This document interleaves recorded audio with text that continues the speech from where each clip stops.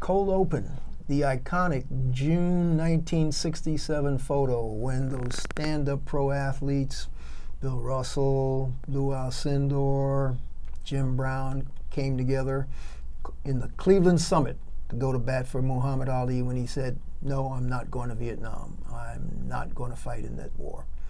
So that's germane to our today's subject of discussion on Media Watch.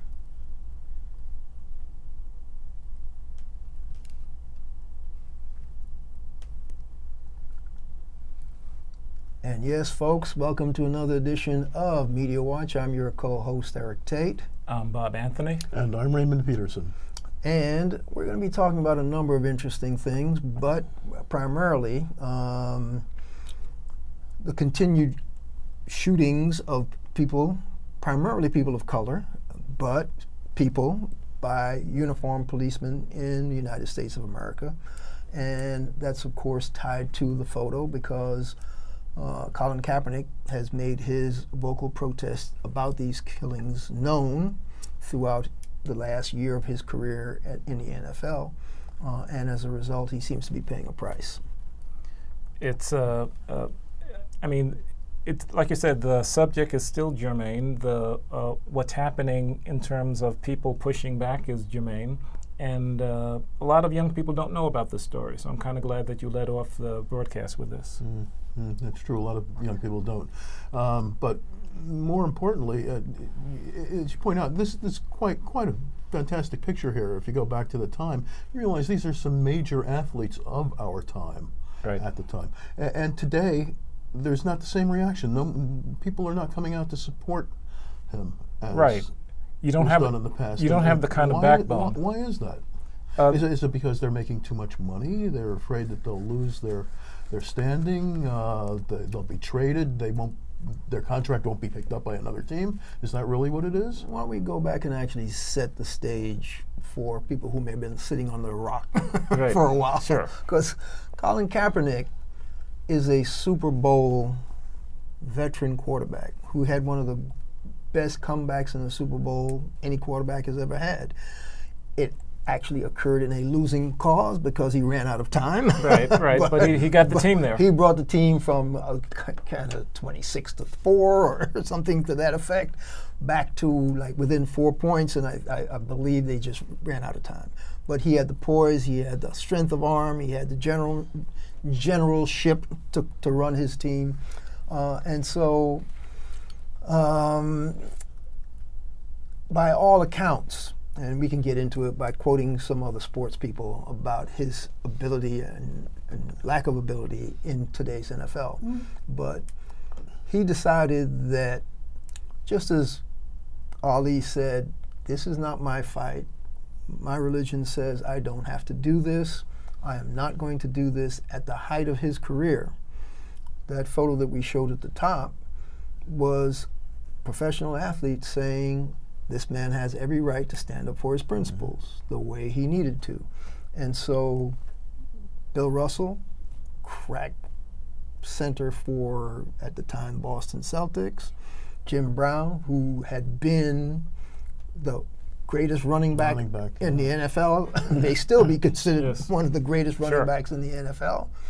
And he played for the Cleveland Browns. I suspect that's probably why this summit took place in Cleveland, because I think Jim Brown was one of the main motivators behind this push to support Ali. And Lew Alcindor, by then, had just gotten out of college and had his professional career just starting. Well, he was just, actually, I believe he was just in college, wasn't he? In 67? 67 is what, I forget when he graduated. Because we were in high school at the same time, and I'm a 66 graduate, and I think we were Lew Alcindor, who would later change his name to Kareem Abdul Jabbar.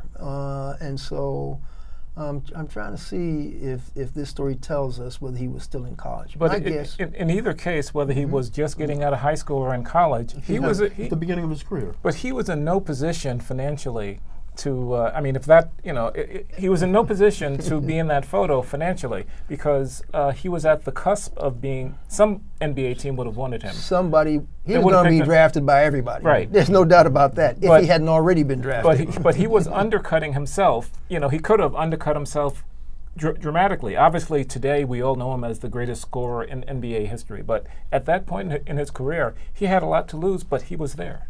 He definitely stuck his neck out. There was no two ways about it. And so we're paralleling that 67 situation with Kaepernick's protests against the killing of black and brown people by police officers across this country. And by taking a knee and not standing for the national anthem, it's just as big a deal, and Ray, you can speak to this, about Ali saying, I'm not going to fight in this war, even though you think I'm being unpatriotic by not doing that. He didn't go fight in a war. No. This guy's just said, I'm not standing up to salute a flag and the national anthem, okay? So he's now, here, let me just say where I'm coming from. I believe Colin Kaepernick is being blackballed and locked out by the NFL. That's my take, and there are a number of people who feel similarly. There's a big discussion going on about whether or not Kaepernick is being blackballed. He's just not good enough to play in the NFL, and we can explore that as we go along in the program. But that's the setting, folk, for what this discussion is all about. Now, Ray, to get back to the issues you were raising. I was talking about the so-called political correctness of our current environment. As I said to you earlier, when I was a kid, you go to a baseball game, and the seventh inning stretch, they take me out to the ball game. Now you go there, and the seventh inning, they may take me out to the ball game, but before they do, it's God bless America. Now, I don't have a problem with that. I mean, that's fine. But this is where it seems like this patriotism, real or phony as it may be, is just pervasive. And if you're considered not a patriot today, you're blackballed from everything. And I think that's what's happening to Kaepernick, this false patriotism thing. Is it not good enough to play in the NFL? Come on. I don't know, Bob. You're a sports guy. You've looked into the qualifications of some of these NFL guys. You go down to it. I'm going to call up an article. Okay. You go. Over the last couple of years, you could argue that Kaepernick's abilities might have diminished a little bit, but then you take a team like the New York Jets with Fitzpatrick and who's the guy who got punched, the quarterback. You know who I mean. Yeah, I know but who you mean, but he's better than anyone the New York Jets have had in years. So it's not like he's below the level of an NFL quarterback. So I don't see that as a valid argument. But like you said with the patriotism, I think God Bless America being played at baseball games was an outcome of 9/11. Because that was the same time that the Patriot Act was passed, with all of the freedoms that we lost through that act. So I think it was sort of in a rush of patriotic spirit that they added God Bless America to the seventh inning stretch, and they still play Take Me Out to the Ball Game. But you're right, this over the top, nothing wrong with patriotism. I'm a good patriot, I think. So am I. But this over the top, blind patriotism is what scares me, and scares the hell out of me. We can get into a certain presidential White House occupant, but that's another show. That is another story. But I think that fuels it as well. Well, the interesting thing is we're taping on a Thursday before we air on Monday, and in the Thursday news feed headline, there was something that Diversity Inc. ran that our resource person, Joy Elliott, sent to us, basically.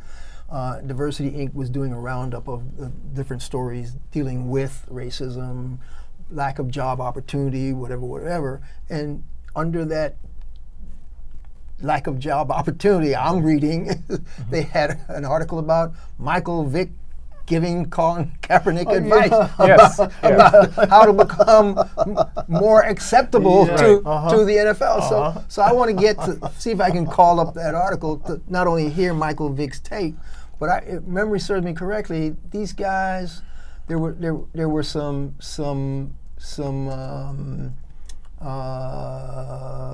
sports writers who were doing some background on Kaepernick's fitness and lack of fitness. So before we get into Vic, let's see if I can quote the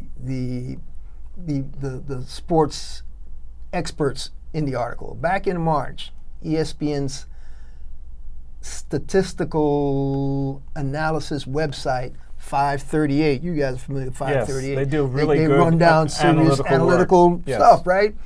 Looked at Kaepernick's stats, came to the conclusion that with his numbers, playoff experience, and potential upside, considering he's 29 years old, relatively young, he should have earned him a spot on someone's roster, especially as a backup, even if you're not going to be the starting quarterback. All right? Quote, Kaepernick's current employment status looks less like a natural result of the supposed, I like that phrase, supposed NFL meritocracy, and more like something unusual is going on, even by the standards of an unusually complex situation. And we know why it's an unusually complex situation. Kyle Wagner and Neil Payne pointed out, these are the 538 ESPN guys, his play is good enough to have attracted interest from teams by now that it hasn't suggest that he's being punished on at least some level for his political outspokenness. End of quote from these guys. And see, that's my take. I'm agreeing with them, and I believe he's being punished because he's been outspoken about these unaccountable, no one being held accountable for shooting black and brown people, for shooting anybody. Sure. Okay? So that's the background, and before we segue to how many people are still being shot, okay, because there's a very interesting story about a white Australian female getting shot by a black cop that puts a different spin on this whole cop shooting thing that we should explore. What we need to talk about is, why should the NFL be allowed, if indeed this is a lockout, and there are people who will give you all kinds of arguments saying, oh no, it's just because he's not good enough. Right. And then there are experts who say, yeah, okay, just throw the stats against the wall. See where he would fall, the entire NFL roster, and he's going to fall right there in the middle somewhere, which means why is he not working? Right. Okay? So, I'm sorry, is Vic playing again? no, he retired. No, Vic. He did retire. Yes, Okay. yes. Yeah. We'll get to Vic. Yeah. Bob, I mean, you know, you remember when Ray Rice got beat up for beating up his wife? Well, he his got his fiance, soon to be. No, they'd been married at the time, were they? Not sure. I'm not sure if it was. I think they were. Yeah. Were they I think that was married? his wife. The elevator. Yeah, Okay. Okay. They're married. But the bottom line was, because they did such a poor job of handling that kind of abuse. Right. All these Congress people were talking about, well, why should we let these people have their antitrust exemption, right? Because guess what? NFL, NBA, professional baseball, those are all antitrust organizations. They all monopolize their field of play. And so they can set all kinds of things. Who was it? Richard Sherman was talking about the only way football players are going to get salaries like NBA stars is to go on strike.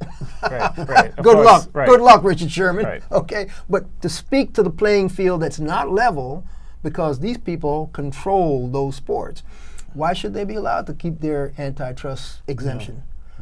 Because they're practicing a lockout, as far as I'm concerned. It's a function of the seems like quality of their lobbyists. Yeah, that's exactly right. Yep. But where are all these? Never mind the sports figures who are not standing up to back Kaepernick like these guys did in '67. Where are these black election officials in the Congressional Black Caucus who are not even looking at the fact that this man might being whiteballed, as somebody said on Facebook? They say he's not being blackballed, he's being whiteballed by the NFL owners. Why are they not saying to the NFL, you need to rethink this situation about not letting this young man work in his chosen profession? It's not like he voluntarily says, I'm leaving football. Well, I think you and I had this discussion last week. Curt Flood, the guy who broke the reserve clause in baseball and made it possible for players to negotiate their own contracts. He won the case, but he didn't benefit. He was whiteballed out of baseball. Right. Okay, no one would touch him after that. They would not hire him. They basically ended his career because he said, I am not your slave. And the reason I wanted to get Bill Rhoden on this show, because he wrote the $40 million Slaves to talk about these NFL. But what was the title? The exact title? He wrote? Right. It was X million dollar slaves. I don't remember. I believe it was number. $40 million. 40? Was it? My memory says 40. Maybe we could actually Google it. Yes, maybe with inflation. but he was just basically saying these are slaves on these teams' plantations. Right. They really don't have any say or any wherewithal. And they're not willing to risk their position either. Well, on the Apparently. Kaepernick situation, I'm seeing no stand-up people coming out to say, yeah, we like what this guy's doing, and y'all should not be doing what you're doing. And I'm sure a lot of people support him. But so what is it? Are they? I don't know. Is it the money? They're afraid of losing their positions on their teams. They're afraid of not having their contracts renewed. I don't get that. That's what I don't get. What are they afraid of? I think a big problem are the endorsements, corporate endorsements, and they lose those like immediately, even faster than they would lose their positions. And a lot of them don't want to lose their shoe contracts, their Gatorade contracts, and it's like, no, I want to add that addition to my house. Okay, so the situation is that's your problem, not mine. Yeah. Yeah. Now, if you go back to '67, just like you said, Lew Alcindor-not, Kareem Abdul Jabbar, he understood that he was jeopardizing a pro career that was going to be lucrative. And the other and he gentleman still involved also went out knew that there they were, and stood up. absolutely. Bill Russell knew that his pro career could be put in jeopardy.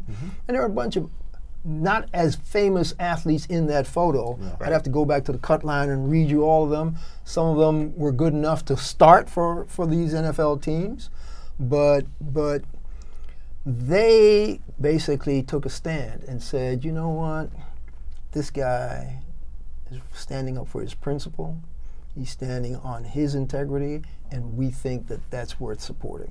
Colin Kaepernick kneeling down for his principle, kneeling down for a whole lot of people who had nobody speaking for them, and guess what? Nobody coming out to back him up. And that's a damn shame. But it's interesting because the issue of police shooting black and brown people just took on an entirely different aspect, because I could call up the list of more black and brown people who've been shot since Kaepernick started making his protests. But one shooting last week put this entire thing into a giant discussion across the media sphere. I know all of a sudden it's an issue. All of a sudden it's an issue. Right. Tell us why, Bob. Well, we had the case. I'm doing the details from memory, but it was basically an Australian woman, correct? Right. And she had called the police because she heard a disturbance and thought somebody was being assaulted in a back alley or something like that. Some sort of sexual assault, Yeah. right? So she calls the police, and obviously eventually the police arrive. She comes out in her pajamas, I believe, and approaches the police vehicle, a police car, and apparently got close enough to one side of the police car to talk with one of the officers On the driver's side. Right. And then for some reason, a shot across the driver into her by the other officer. Why, we don't know. The body cameras were not on. The in-car camera was not on. It's a complete blank in terms of video evidence that should have been collected but was not. Okay. Right. Now, I read yesterday that there was a loud noise heard before she was shot. Okay. Let's see. I'm trying to remember exactly what I read. Read that there was a loud sound heard, loud noise, and then she approached the police car, and then she was shot in that sequence. The one I read indicated that the driver who didn't do the shooting said just before the shot went off, he heard a loud bang, a loud noise, and the shot came from his partner immediately after that. But this is the headline that's been on my feed nonstop for an entire week. Okay? Minneapolis police released 911 transcript in fatal shooting of bride-to-be from Australia.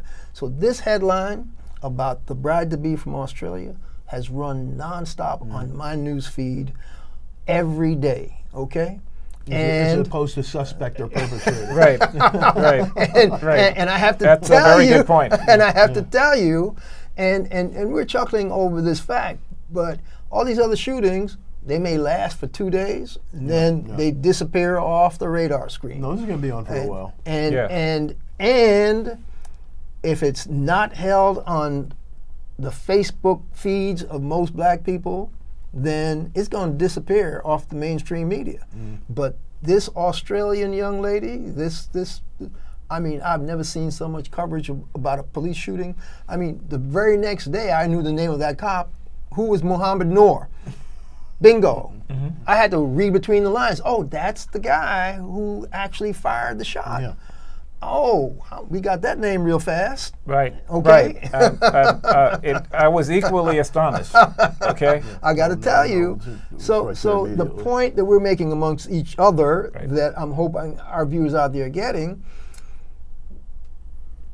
when there's a black person or a black individual shot, that cop name may never come out for quite some time because he's still not been released from his union people to be able to be even interrogated, et cetera, et cetera. And we get a full blow-by-blow background of every possible transgression that shooting victim ever happened in their lives. You'll get like shoplifting. You'll get You know, anything you'll get they ever. If they jaywalk, Yes. you're going to get it in the follow-up stories to this stuff. We've heard she's a very well-loved community person. She's a yoga instructor. Nobody's gone into any background bad stuff she may have had ever. That's because they didn't call her a suspect. Right. Exactly. Hey, so we're I don't know how much time we have, but the nature of the beast is, I'm happy that there is a focus on the two issues that you raised, Bob. Where's the dash cam video and where's the police camera video? And are they going to make a noise about the lack of it? Not just here, but other police departments where we've had this happen time and time again? I mean, that's my question. Yeah, but it's troubling because I was at a tech event a few weeks ago where Microsoft was showing off a really souped-up police vehicle. Had all sorts of 360 cameras outside the unit so that you can have a full 360 view of what the circumstances are. You had a license plate reader on one side, but that's irrelevant for what we're talking about. And it had cameras inside looking back into the area where you would have a suspect, and of course in the front seat so that looking forward so you can see what the police officers use. That was sort of a high-end vehicle, but even in the current Minneapolis vehicles, they have some of those cameras, none of which were engaged and all of which were supposed to be. So from just doing your job point of view, the job wasn't done. Well, there's no point in having the cameras if they're not turned on. Right. And we have about 4 minutes and 45 seconds. Well, I'm going to show you some of the headlines that are interesting on that Diversity Inc. Email that Joy Elliott, our resource person, sent us. Ohio ex-cop who shot Samuel DuBose will not face new trial. Now, this is a story we covered on Media Watch. This is the Cincinnati police guy, Tensing, who basically been tried twice, and the juries just can't seem to, even though there was footage that indicated that looked like a very questionable shooting, but he was one of the few ones actually brought to trial. He'd been tried twice, and they can't agree on a verdict. So guess what? The U.S. Attorney's Office says it was assessing if there were possible federal civil rights offenses. And that's because local DA said we're not going to try him a third time. All right? We're at the point where I almost wish they would start with that, because it's like we're the only level on which there's some hope. Now, this was the shooting in the back case, right? No. The Cincinnati thing was this guy was working for, I believe, the campus police officer. Right. Let me just open up the story. Pull it up. Okay. He's a Ohio ex-cop. I'm not sure if this was the case where he exited the vehicle and ran. No, Or this is the one where he was shot in the. Stopped him for a tail light or Right. something or other, And then he walked up to him, Right. and then he just shot him in the car. Right. Okay, that's that one. Right. Let's see if I can. Right, I remember the case. There was no weapon of any type. Yeah. The car was apparently about to take off, but in that case, you just chase the car. You don't kill him. The university. He worked for the university Right. police, right? The university police fired Tensing after he's charged with murder and voluntary manslaughter for shooting the both. And based on the evidence of that video, the grand jury actually brought in a charge of murder, Okay. possible manslaughter. But once they brought that charge in, he went to trial. And Didn't get tried the first time. They tried him a second time. And so you're looking at evidence that strong enough for a grand jury to say, yeah, Right. he needs Yeah. to be tried on murder. But every time, as we discussed in previous shows, Right. you bring them to trial, they still walk. Every time. It's just It was a double deadlock, correct? Two hung juries. Yeah. Okay. Here, another one. No civil rights charges for New Mexico police who shot homeless man. Now, we're going back to old cases that we've done on Media Watch. Okay, rock throwing protests erupted after the shooting, which came at a time when the Justice Department was already investigating the Albuquerque police force over accusations of using force on civilians. Okay. And I remember that homeless man up in the hills. This is the guy that they shot. He was down on his knees, if I remember correctly. I remember that case. Okay. No civil rights charges. They didn't get him on murder. They tried to get him on civil rights charges. So even on this level, we're losing. You understand, folks, why Colin Kaepernick was taking a knee. Right. Yes. Because this is the unbridled, unadulterated result of when cops shoot black and brown people. They never get brought to justice. Right. I'm going to lay you 9-1. Those brown cops going to be tried for shooting that Australian woman. And found guilty. How much time we got? We have 50 seconds. Okay, so with that as a parting shot, we'll revisit the killing of the Australian lady. We don't want anybody to get shot by any police officer. No. And we would like police officers to run their cameras when they're supposed to. Right. So the bottom line is, I support Colin Kaepernick when he takes a knee, because we need to do something besides just taking a knee. Absolutely. Exactly. I support him So- 100%. Anyway, this has been Media Watch. I'm your co-host, Eric Tait. I'm Bob Anthony. And I'm Raymond Peterson. And you can check us out. Archival shows are on. Media Watch EVT on YouTube. All right, folks. And if everything goes right, we'll go to black soon, and we'll catch you the next time.